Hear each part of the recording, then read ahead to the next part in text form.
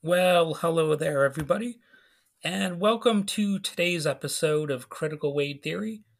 We're diving into one of the most complex and often contentious moral debates: can the ends justify the means? We'll explore the nuances around this question, examining how morality and belief systems, often influenced by culture, religion, and philosophy, can shape our ideas of right and wrong. We'll also look at why beliefs, even when different from our own, can be more meaningful when we understand their underlying context. And in fact, our own ideas can be made more meaningful when we understand other ideas, including sort of the opposite ideas to our own, right? So let's get started. I'll call this segment one. So, starting with segment one, judging by appearances, that's a pretty substantial thing that we all do. So let's start with a situation that many people experience: assumptions based on appearance or beliefs about, appearance. Suppose someone assumes another person holds certain beliefs because of their skin color, or, you know, that being of one faith like Christianity or Islam inherently makes them right or wrong as a general fact of life. So as individuals, we're often judged based on visible traits or our expressed beliefs. Yet these perceptions frequently lack understanding of our personal circumstances and experiences. So, in a way, even by expressing our beliefs and things that mark us as having an identity, they kind of sell ourselves short. There's sort of a damned if you do, damned if you don't aspect to it. Any time you identify yourself as having a certain kind of trait, that might come, as a bit of baggage, at least in the eyes of others. They might see they probably will see your existence through their own prejudicial lens. And to complicate things, not all prejudices are equally bad, or assumptions that we make are equally bad. I think it's fair to assume that, everybody makes assumptions. Sometimes they're correct, sometimes they're woefully incorrect, sometimes they're dangerous. But it's just a part of life. It's a part of perceiving reality and living in a social world. You're going to end up making assumptions about people, places, ideas, whatever. That's just how things work. I guess the question is, where do you draw the line when it comes to making assumptions about people? And that's really a pretty important question. So, for example, if you're, living in a specific climate, it may impact how one understands cultural or religious practices like fasting in extreme heat, which can change one's approach to spirituality or community rituals. So, what I mean by that is, if you're uh, if you're around people who are fasting in extreme heat, you might almost respect that because they're, you know taking a risk. They're putting themselves at risk, as a sort of religious statement, as part of their tradition. So I could totally see somebody who witnesses somebody else doing that and say, "Wow, that's something profound. I respect that." That kind of thing will change how you perceive somebody. It'll augment your understanding of something. So I mean, sure, you could also, I mean, there are different ways to look at that. You could look at that and see it as, oh, it's a profound thing to, you know sacrifice yourself in a way, and potentially put your health at risk in an extreme environment. You might see that as something to respect, or you might see it as something silly. I mean, there's there's a lot of different ways that a person could view something. So beliefs themselves are molded by a unique set of experiences that make them deeply personal, and they can be changed over time and through different circumstances. So before assuming someone's intent, we really should consider the complex layers that may have shaped their beliefs. And it's okay to sometimes consider different nuances of something that you didn't really think of before. Although of course you get into this whole slippery slope thing, like if you're encountering a belief that you consider dangerous in some way, are you engaging in a are you walking a slippery slope or a tightrope, by trying to understand that? Like if you're studying a sort of an extremist movement or something like that, it's do you become more extreme if you're exposed to those ideas and those, if hatred is involved, do you become more hateful, that sort of thing. And there's plenty to really talk about there too. So this brings us to segment two of my notes here. I've got ends and means. So when wrong feels right, what happens then? And it's a thought-provoking question that often surfaces. Can the wrong action be justified if it achieves a right outcome? So imagine lying to protect someone's life. On one hand, lying is generally considered wrong, but when it could prevent harm, many might feel it's justified. So, for example, like withholding information, if you're a journalist, there are scenarios where you might actually, save somebody's life if you just withhold information, or something along those lines. You might save them from physical harm or reputational harm. Like if you're trying to protect an anonymous source, but when you're doing that, you're actually in a way kind of lying, right? So that this is a real world scenario. It does happen. When you're doing something that's in some ways from certain perspectives wrong, but you're doing it for a reason that you feel is justified. So this view aligns with consequentialism, the belief that the outcomes of actions determine their moral value. In a consequentialist framework, as long as the results are morally positive, some wrong actions are permissible because they ultimately serve a greater good.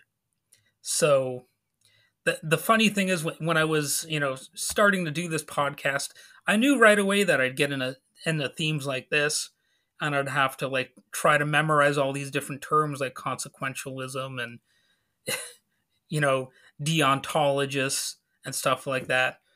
So I knew I would get right back into this sort of philosophical stuff that I delved into when I was in college, when I was reading more often back then.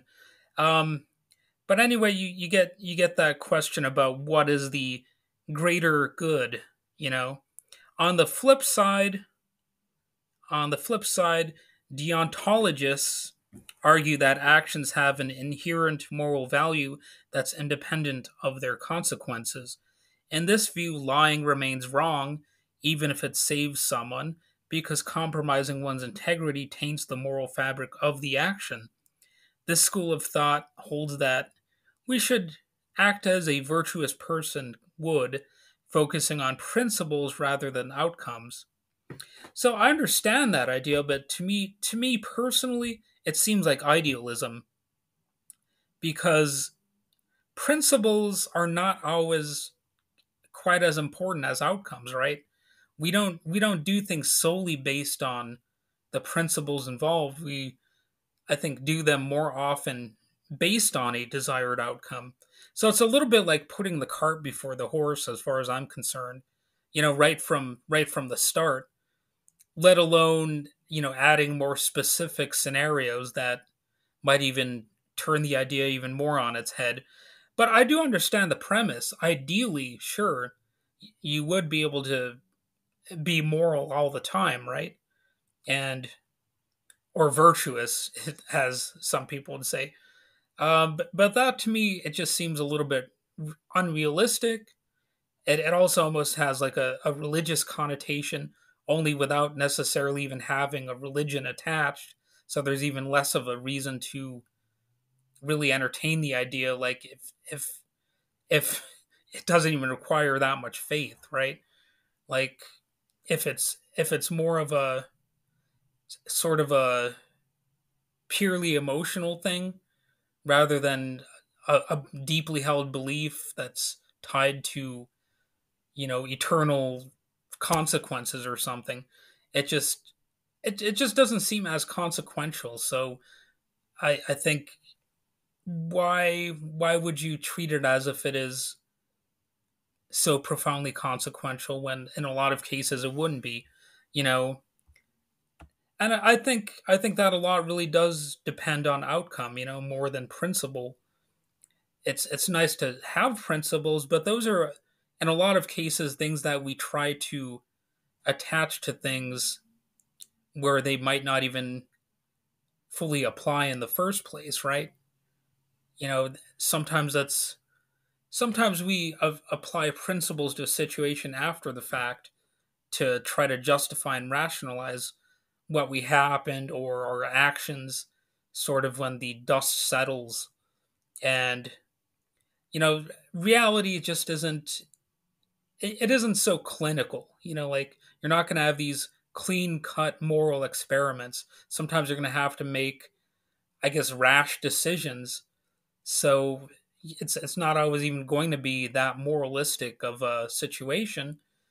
I guess you can try to be as principled as you can, but the scenario I often use is if there's somebody chasing after me with an axe, I might tell myself I'm a pacifist, but I mean I could end up a dead pacifist, right?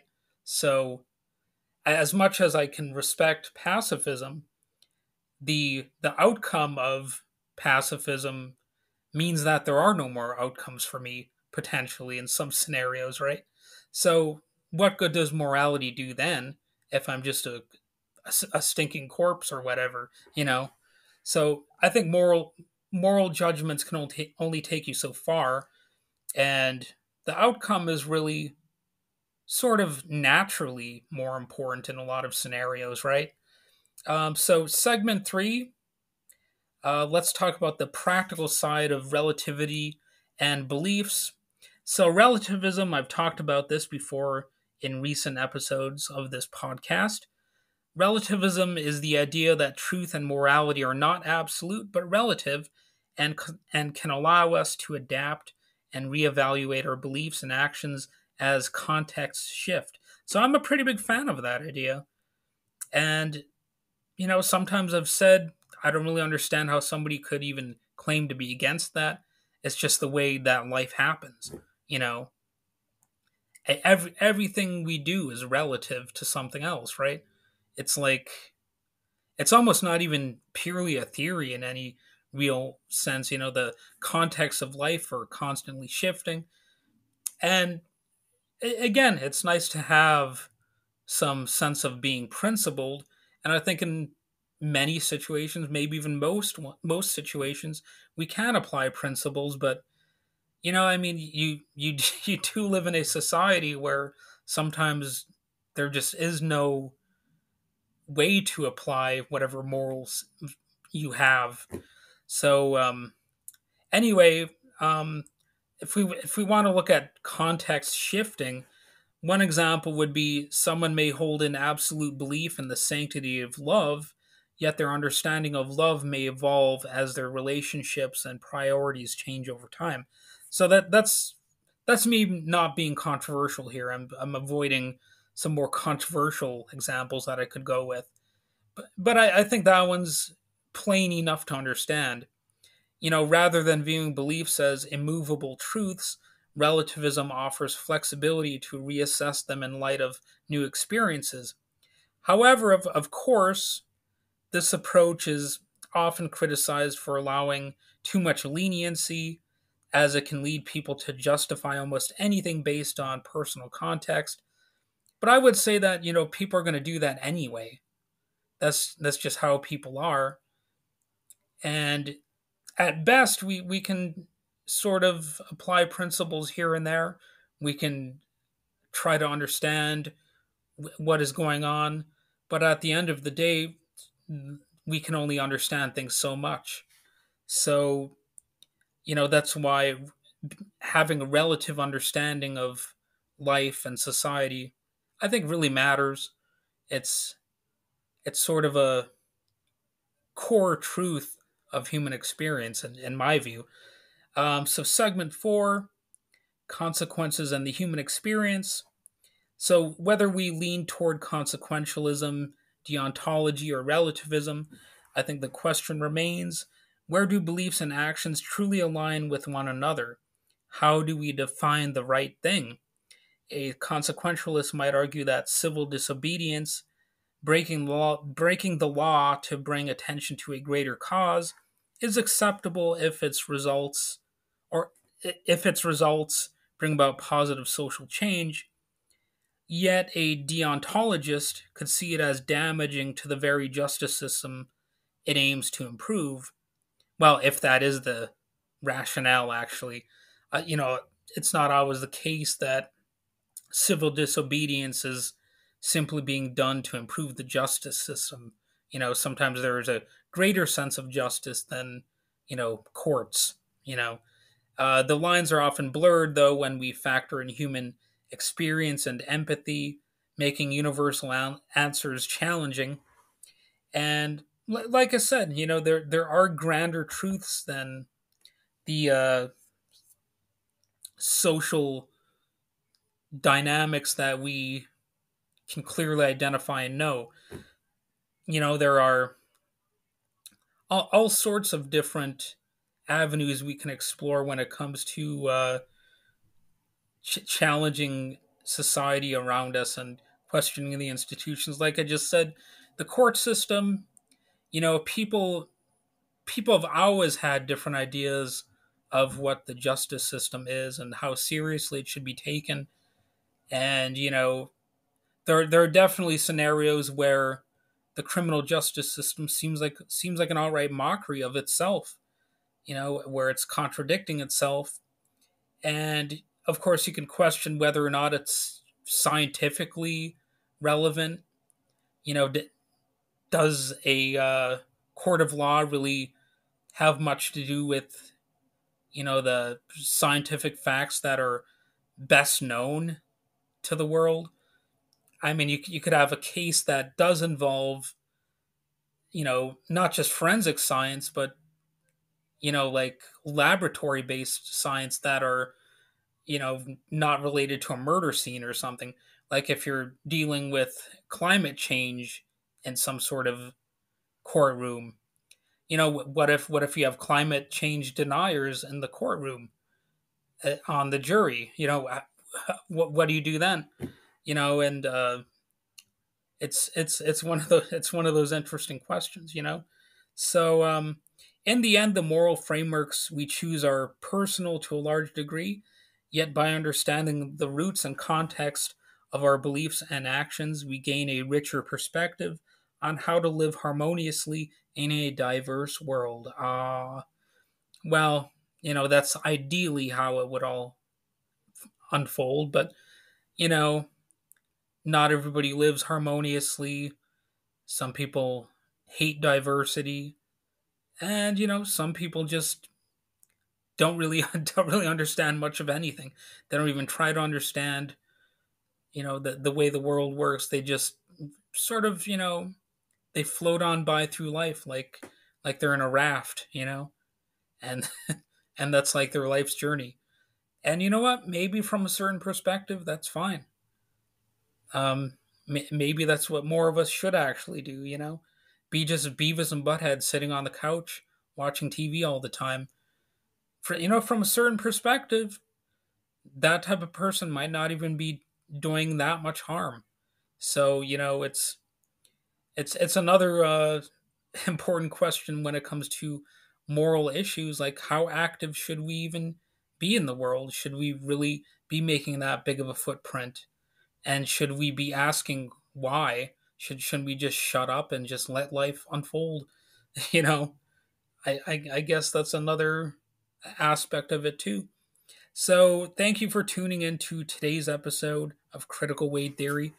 The questions of right and wrong will never have a single answer, but by understanding the philosophical aspects that shape our beliefs, I think we can navigate our choices with greater awareness and possibly make life more interesting, if not more fun. You know, these are the types of questions I think a more stable society would be spending time to ask in a relatively safe manner. And, we would be spending less time trying to damage each other's lives in crazy ways. I think if we just, you know, analyzed how society functions and did so in an intellectual way without trying to sort of impose the iron will on other people out there. So if this sort of discussion resonated with you or challenged your perspectives, please share it with others and join me for a future episode. And I'm sure I will eventually tackle another, deep dive into human thought and behavior, and occasionally do some goofy movie and TV show reviews or something like that. So, all right, have a good one.